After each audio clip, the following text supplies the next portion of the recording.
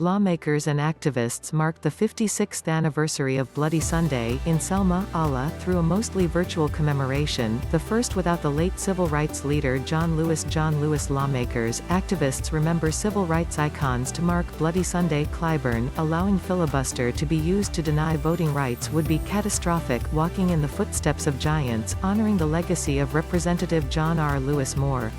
The event usually brings thousands to Selma to recognize the 1965 March for Voting Rights across the Edmund Pettus Bridge, which ended with law enforcement officers brutally beating marchers.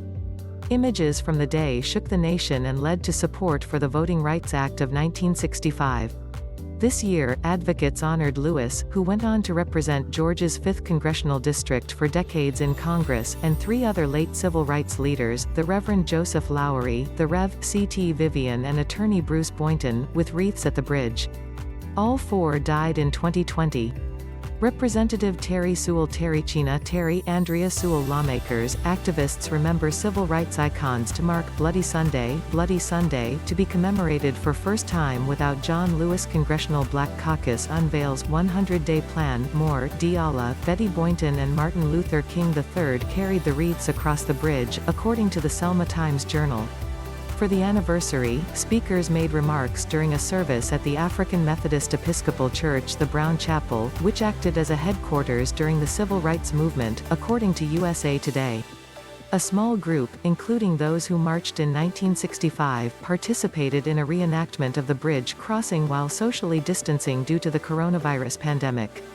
The virtual event showed video footage from the 1965 day, quoted speakers who were present and featured Birmingham artist Alvin Garrett singing "It Starts in the Heart."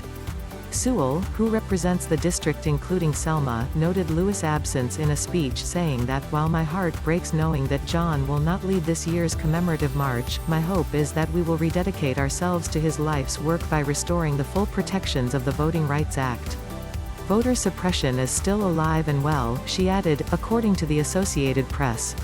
"It reminds us that progress is elusive and every generation must fight and fight again." The Martin and Coretta King Unity Breakfast was held as a drive-in event this year, where Cliff Albright, one of the founders of Black Lives Matter, called for continued support for voter rights, noting, "The movement is not over," according to the AP.